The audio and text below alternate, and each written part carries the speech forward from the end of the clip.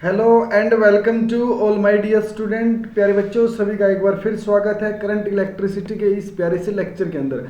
हम बात कर रहे थे, देखो हमने स्टार्टिंग में करंट के बारे में बात की थी, ड्रिफ्ट वेलोसिटी के बारे में बात की थी और करंट डेंसिटी के बारे में बात की थी। इंट्रोडक्शन देखा था चैप्टर का, क्या क्या पढ़ने वाले हैं। तो आज हमारा जो टॉपिक है वो बहुत ही one of the most important topic रहेगा करंट इलेक्ट्रिसिटी का, क्योंकि ज़्यादातर देखो यहाँ पर इसकी डेरिवेशन भी पूछी जाती है एग्जाम के अंदर। इंपॉर्टेंट क्या है कि इसकी डेरिवेशन भी पूछी जाती है। इसके अलावा इसके ऊपर जो कंपटीशन एग्जाम है या भी आपके जो बोर्ड एग्जाम है वहाँ पर भी क्वेश्चन इसका बन जाता है, छोटा सा न्यूमेरिकल भी बन जाता है इस क्वेश्चन इस टॉपिक के ऊपर। ठीक है, तो बात करेंगे भाई ड्रिफ्ट वेलोसिटी। लास्ट टाइम बहुत ही अच्छे से देखी थी ड्रिफ्ट वेलोसिटी होती क्या है, उसके साथ करंट का क्या रिलेशन है। और आपने कहा था ड्रिफ्ट वेलोसिटी होती क्या चीज़ है, इलेक्ट्रॉन्स का ड्रिफ्ट हो जाना, इलेक्ट्रॉन का खिसक जाना, इलेक्ट्रॉन को धकेल दिया जाता है कितना, उसकी इलेक्ट्रिक फील्ड की वजह से। किसे? उसकी इलेक्ट्रिक फील्ड की वजह से इलेक्ट्रॉन्स के अंदर जो नेट जो आपका डिस्प्लेसमेंट आ जाता है कोलिजन की वजह से। देखो जो कोलिजन होता है इलेक्ट्रॉन टू इलेक्ट्रॉन का जो कोलिजन होता है उसकी वजह से नेट डिस्प्लेसमेंट आ जाता है, वापस अपनी जगह पर पहुंच नहीं पाता इलेक्ट्रॉन कोलिजन के बावजूद इलेक्ट्रिक फील्ड के प्रभाव के कारण। तो इसी कारण वहाँ पर क्या हुआ है, ड्रिफ्टिंग हो जाती है, वहाँ पर एक खिसकना हो जाता है एक इलेक्ट्रॉन का, और वही आपका क्या था, ड्रिफ्ट वेलोसिटी थी। और आज हम बात करेंगे, देखो एक सिंपल सा हम क्या लेंगे, कंडक्टर लेंगे। क्या लिया हमने, कंडक्टर। अब इस कंडक्टर को देखोगे आप, यहाँ पर जिसकी लेंथ एल है और इसका एरिया मतलब क्रॉस सेक्शन एरिया है, तो इस कंडक्टर का कुछ ना कुछ वॉल्यूम रहेगा। अब इस वॉल्यूम के अंदर क्या रहेंगे, आपके इलेक्ट्रॉन्स मूवमेंट होगी। अब इलेक्ट्रॉन्स की मूवमेंट होगी, अगर मैं देखता हूँ यहाँ पर, देखो यहाँ पर सारी चीज़ें आपको लिखनी होगी क्योंकि आप डेरिवेशन सोल्व कर रहे हो। अगर आप बोर्ड एग्जाम में बैठे हो तो वहाँ पर आप देखोगे हर चीज़ आपको लिखनी पड़ेगी। क्या लिखनी पड़ेगी, सबसे मेन चीज़, आपने लिया कंडक्टर। अगर आपने कंडक्टर लिया है तो आप देखोगे कि हाँ आपने बैटरी के साथ कनेक्ट कर दिया। किसके साथ, बैटरी के साथ। बैटरी का पॉजिटिव एंड, बैटरी का नेगेटिव एंड। अगर पॉजिटिव एंड इधर को लिया है तो आप देखोगे इलेक्ट्रॉन्स की मोमेंट नेगेटिव टू पॉजिटिव होती है। हाँ, और तो यहाँ पर अगर इलेक्ट्रॉन की मोमेंट का ही खिसकना क्या होता है भाई, ड्रिफ्ट वेलोसिटी है, तो यहाँ पर ड्रिफ्ट वेलोसिटी की मोमेंट भी इलेक्ट्रॉन के साथ रहेगी। कंडक्टर की लेंथ आपने एल ली है, इलेक्ट्रिक फील्ड आपका क्या रहेगा, पॉजिटिव टू नेगेटिव रहेगा। ठीक है, यहाँ पर इतना सारा। अगर मैं पोटेंशियल की बात करूँ तो वी पॉजिटिव वी नेगेटिव, इतना सारा हमने यहाँ पर किया। देखो सारी चीज़ें हमने देखी, वॉल्यूम हमारे पास हो गया, एरिया इनटू लेंथ। कुछ बातें और रहेंगी, देखो जैसे अब कहा कि हमने इसके अंदर कितने इलेक्ट्रॉन्स हैं। सबसे पहली बात है number of electrons passing through that area. अब उस एरिया में बात की, लेकिन हम तो कंडक्टर की बात करेंगे ना। पहले तो हम पार्टिकुलर एक छोटा सा एरिया लेते थे, अब क्या करेंगे, उस पूरे कंडक्टर में कितने पास होते हैं। तो पूरे कंडक्टर में पास होने के लिए मुझे पूरा वॉल्यूम चाहिएगा। क्या चाहिएगा, तो आप कहोगे number of electron. Number of electron कौन से, फ्री इलेक्ट्रॉन जो कि पास होते हैं किसके अंदर, कंडक्टर के अंदर। तो आप कहोगे वो टोटल नंबर ऑफ इलेक्ट्रॉन में कैपिटल एन से नोट कर लेता हूँ, और ये हो जाएगा। देखो आप वॉल्यूम के अंदर पास हो रहे हैं एन इलेक्ट्रॉन, वॉल्यूम के अंदर 10 आए 10 बाहर निकले, 10 आए 10 बाहर निकले, जितने अंदर हैं देखो खिसका खिसका के क्या करेंगे, धक्का मार मार के, धक्का मार मार के 10 आए 10 बाहर निकले, वॉल्यूम में से 10 आए 10 बाहर निकले। ऐसा मतलब सिस्टम माहौल बनेगा, और यही आपका क्या होगा, total number of electrons entry करेंगे एग्जिट होंगे, एंट्री करेंगे एग्जिट करेंगे। ये आपका बैटरी जैसे करेगी उसी हिसाब से चलता रहेगा। अब इतना करने के बाद आपको पता होना चाहिए भाई आपने कितना चार्ज दिया है। सबसे बड़ी बात, चार्ज क्या होता है, टोटल नंबर ऑफ इलेक्ट्रॉन्स के ऊपर डिपेंड करेगा। क्या equal to N e, charge quantize होता है, वहां से आपको पता होता है। देखो इलेक्ट्रोस्टैटिक से क्या की वैल्यू क्या होती है, एन ई के बराबर है। किसके बराबर, एन ई के बराबर। तो यहाँ पर एन ई, एन कैपिटल की वैल्यू आपने यहाँ रख ली, और चार्ज आपके पास इलेक्ट्रॉन है ही, चार्ज के आपके पास इलेक्ट्रॉन है ही। अब इतना देखो यहाँ पर हर चीज़ हमें पता है। सबसे बड़ी बात क्या है, हमें पता है बहुत सारी चीज़ें, और उन्हीं का हमें यूज़ करना है बस। और मतलब रिलेशन क्या होती है, आपने ड्रिफ्ट वेलोसिटी पढ़ी, आपने इलेक्ट्रिक करंट पढ़ लिया, अब दोनों का रिलेशन ही तो करना है। जैसे हमने इलेक्ट्रिक करंट पढ़ा, इलेक्ट्रिक करंट क्या होता है, क्यू बाई टी। क्या होता है भाई, क्यू बाई टी। तो यहाँ से क्यू निकाल लिया, अब टाइम निकाल लेंगे, दोनों को डिवाइड कर देंगे, क्या आ जाएगा भाई, इलेक्ट्रिक करंट आ जाएगा। उधर से हमने क्या निकाल लिया था, ड्रिफ्ट वेलोसिटी निकाल ली थी, क्या आई थी भाई, ई टाउ बाई एम। तो वहाँ से भी हम क्या करेंगे, वैल्यूज रखेंगे।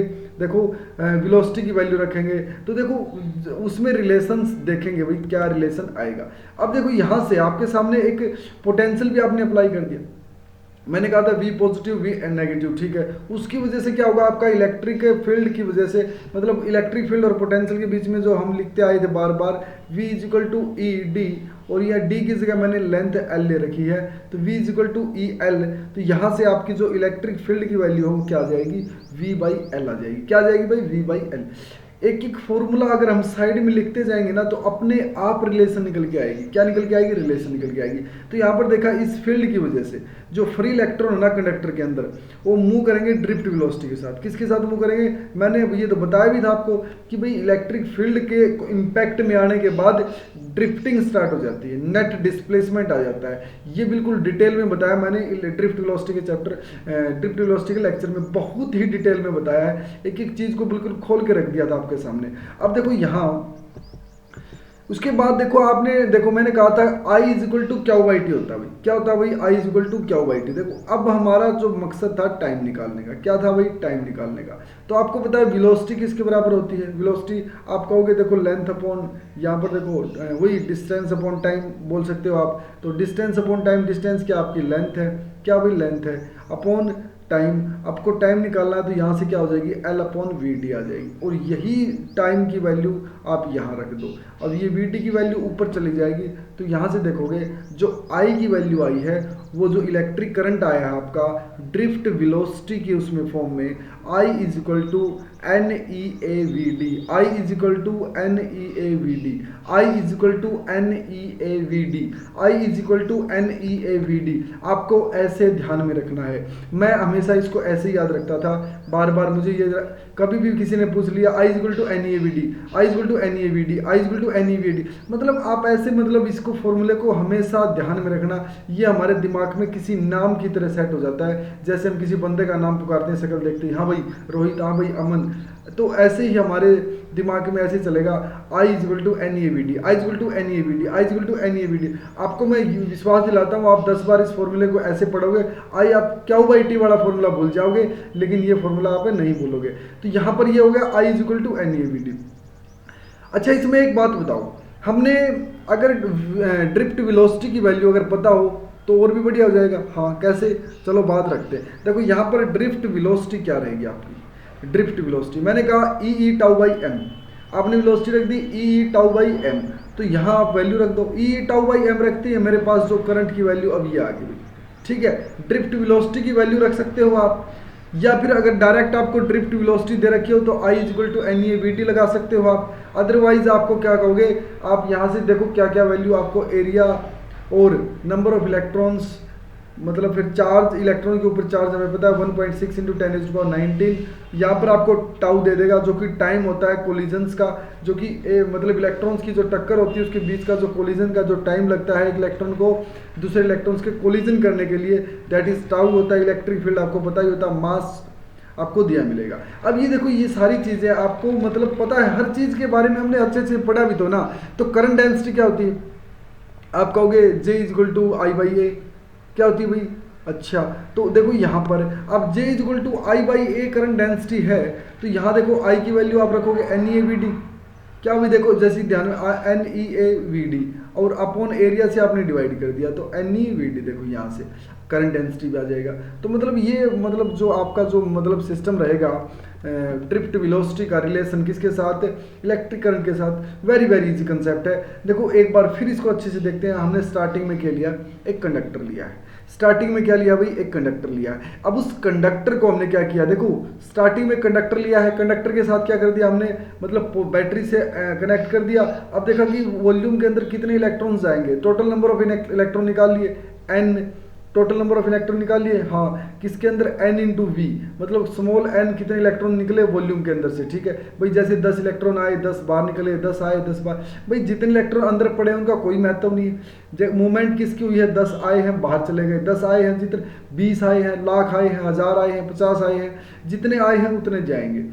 ठीक है, जो आपके कंडक्टर्स के अंदर जो इलेक्ट्रॉन रहेंगे वो सेम क्वांटिटी में रहेंगे। अगर आपके कंडक्टर की कैपेसिटी 50 इलेक्ट्रॉन्स की है तो 50 इलेक्ट्रॉन ही रखेगा। ठीक है, तो ये ध्यान रखना, कंडक्टर में एंट्री होगी बैटरी की वजह से 50 इलेक्ट्रॉन्स की, तो आगे से 50 निकल जाएंगे। एंट्री कोई 50 इलेक्ट्रॉन करेंगे, बाहर कोई 50 इलेक्ट्रॉन निकलेंगे। जैसे हम रो में खड़े हैं, रो में पीछे से 5 आदमी आ गए तो उन्होंने धक्का मार दिया, अब 5 आदमी एक्स्ट्रा घुस गए तो 5 पहले वाले निकल जाएंगे। ऐसे ही सिस्टम होता है ड्रिफ्ट वेलोसिटी का, यही आपकी ड्रिफ्ट वेलोसिटी होती है। तो यही हमने किया है और आपको पता है क्याऊ का जो होता है क्वांटाइजेशन ऑफ चार्ज में Q is equal to N E होता है, और वहाँ से एन की वैल्यू निकाली, उसको टी से डिवाइड कर दिया, एल बाई वी मतलब वी डी की वैल्यू देखी आपने, टाइम के साथ वो वैल्यू रख दी, तो वहाँ से N E A V D आ गया भाई, N E A V D आ गया। बहुत ईजी सा कंसेप्ट था, इसमें कोई ज़्यादा दोहराई वाली बात नहीं थी, और मुझे लगता है कि ये बहुत अच्छे से आपको समझ में आया होगा। तो थैंक यू सो मच, मिलते हैं नेक्स्ट लेक्चर के अंदर। अगर किसी बच्चे को प्रॉब्लम है तो कमेंट करे भाई, अगर प्रॉब्लम नहीं है तो वीडियो को लाइक शेयर और कमेंट करें, और अपने दोस्तों के साथ भी आपको शेयर करनी है। Thank you so much.